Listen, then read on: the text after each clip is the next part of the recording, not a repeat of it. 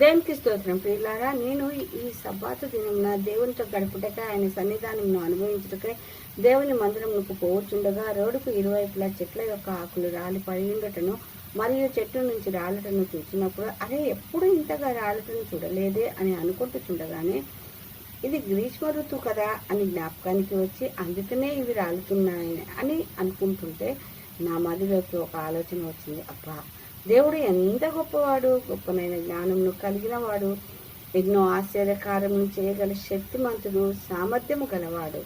ఒక చెట్టుకు ఆకులనిచ్చి వాటి ద్వారా ఆహారమును తయారు చేసుకొని అవి జీవించుటే కాక పక్షులకు నివాస స్థలముగా మరియు మనుషులకు కన్నులకు విందు చేసే నీడనిచ్చే ఆహ్లాదపరిచే చెట్టుగా ఉంటుంది.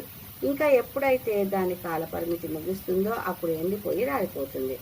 అప్పుడు ఆ చెట్టుకు పనికిరానిదిగా అవసరం లేనిదిగా నుండును. అదేవిధంగా మనము కూడా దేవుని మాటలకు ఆజ్ఞలకు లోబడ్డవారమై విశ్వాసంలో ఎదుగుతూ ఉండగా సాతానునికి నచ్చక మన ఆలోచనల్లో తలంపుల్లో పరిస్థితులను కదిల్చి అల్లకల్లోలమును కలగచేసి చెడు మార్గంలోకి చెడు వైపు పాపంలో పరుగులాగున చేసి చెట్టు నుండి ఆకు రాలునట్టుగా మనల్ని దేవుని నుండి దూరంగా తీసుకొని పోవును. ఇంకా ఆకులు రాలినంత మాత్రంన చెట్టు ఏమైనా ఎండిపోతుందా? లేదు.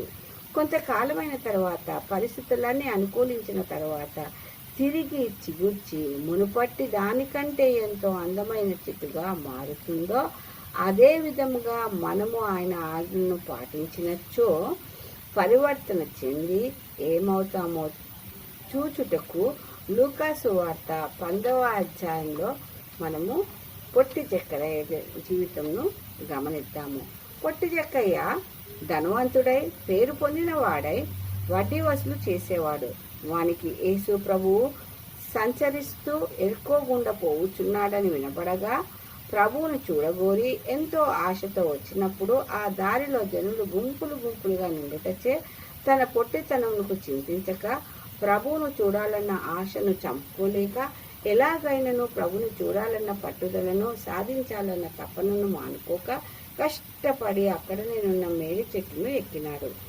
ఈ చెట్టు పండుయే ఇతని జీవితమునకు సాదృశ్యమైనది.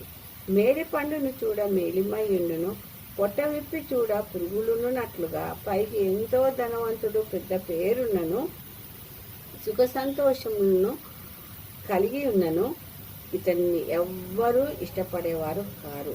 ఎందుకని? అతనిలోని కఠిన స్వభావము, కనికరము లేనివాడై ఎవరికి సహాయము చేయని వాడైనందున ఎవ్వరూ స్నేహితులు బంధువులు లేనివాడై ఒంటరి వాడై ఉండి ఉండవచ్చు. ఇంకా ఇతని ఎత్తు 4 ఫీట్లు కాబట్టి 24 ఫీట్ల మేడి చెట్టు ఎక్కి అతని ఎత్తును పెంచుకున్నాడు. అంటే దానిపై ఆధారపడి దాని సహాయంతో ఎదిగినాడు. ఇలాంటి వాడు కూడా ఈ లోకంలో ఎంతో మంది ఉన్నారు. మరియు చేసిన సహాయంను మరిచి వారికి ద్రోహం చేసేవారు కూడా ఉన్నారు. ఇంకా ఇలాంటి 2 స్వభావములను జీవితంలో కలిగిన వారు ఎందరినో మనము చూస్తూ ఉంటాము. అయితే మనం ఒకసారి పరిశీలిద్దాం. ఫర్ ఎగ్జాంపుల్, పిల్లలు మొబైల్ చూస్తూ ఏదో చూస్తూ ఉంటారు. అప్పుడు మనం ఏమి చూస్తున్నావు నాన్న అని అడిగినప్పుడు సిలబస్ని చూస్తున్నాను మమ్మీ అని అంటారు.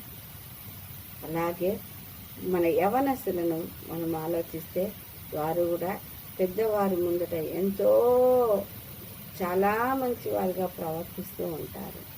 వారి పక్కకు పోగానే వారి చీకటి విషయాలను కానీ లేక వాళ్ళు చూసే వేరే విషయాలను కానీ చూస్తూ ఉంటారు. అలాగే మనం భార్యాభర్తలను గమనించినట్లయితే భార్య భర్తకు, భర్త భార్యకు తెలియని విషయాలను ఎన్నో దాస్తూ 2 జీవితాలను కలిగి ఉంటారు. కాబట్టి ఇలాంటి వారిని దేవుడు ఇష్టపడడు. ఇలాంటి పనులను కూడా దేవుడు ఎన్నడూ ఇష్టపడడు. ఇలా చేయటం వలన దేవుని నుండి దూరముగా పోతూ ఉంటాము. కాబట్టి దేవుడు మన నుండి ఇలాంటి జీవితం జీవించకుండా పరివర్తనను కలిగిన జీవితంను కలిగి ఒకే జీవితమును కలిగి ఉండుటను ప్రభు కోరుకుంటున్నాడు. కాబట్టి అలనాడు తప్పు చేసి ఆదాము హవ్వ చెట్ల మధ్యన దాక్కున్నారు. వారిని పిలుస్తూ వారి వద్దకు వచ్చినారు, కానీ వారు దేవుని వద్దకు రాలేదు. అలాగే ఆశలనే చెట్టు ఎక్కినాడు జక్కయ్య, ఆయన వద్దకి ప్రభువు వచ్చినాడు, కానీ జక్కయ్య ప్రభువు వద్దకు రాలేదు. అదేవిధంగా కీర్తన 11:4 చెప్పినట్టుగా నరులను తన కనుదృష్టి చేత కనులార పరిశీలించి చూచినట్టుగా ప్రభు కనులెత్తి జక్కయ్యను చూచి దిగి రమ్మని నీ ఇంటిలో నుండకై వస్తున్నానని అన్నట్టుగానే ప్రభువు మన నడతలను కోచున్న మార్గములను చూస్తూ ఉన్నాడు. ఇంకా ఆశాని చెట్టును దిగమన్నట్టుగా మనలను మన పాత రోత జీవితములను వదిలి పరివర్తన చెందుటకై దిద్దుబాటును పొందుటకై రమ్మని తన చెయ్యిని చాపి పిలుస్తున్నాడు ఆ ప్రభువు. ఇంకా 2 కొరింథీ 5:17 చెప్పినట్టుగా ఎవడైనను క్రీస్తునందున్న ఎడల వాడు నూతన సృష్టి, పాతవి గతించను ఇదిగో కొత్త వాయను అన్న విధంగా మనము నూతన సృష్టి అగుటకు దేవదారు చెట్టును నరికి దేవాలయంను నిర్మించిన రీతిగా సిలువలో తన ప్రాణమును పెట్టి రక్తమును కార్చి జక్కయ్యకు రక్షణను ఇచ్చిన విధంగా మనమును కూడా రక్షణను పొందుకున్న వారు తప్పిపోకుండా ఉండుటకై ప్రభువు పిలుస్తూ ఉన్నాడు. మనల్ని దానిలో పాలిభాగస్తులుగా ఉండటానికి, తనతో ఉండటానికి రమ్మంటూ ఉన్నాడు. కాబట్టి మనమందరము కలిసి ఆ విధంగా పాలిభాగస్తులము కావటానికి మనము ప్రార్థిద్దాము.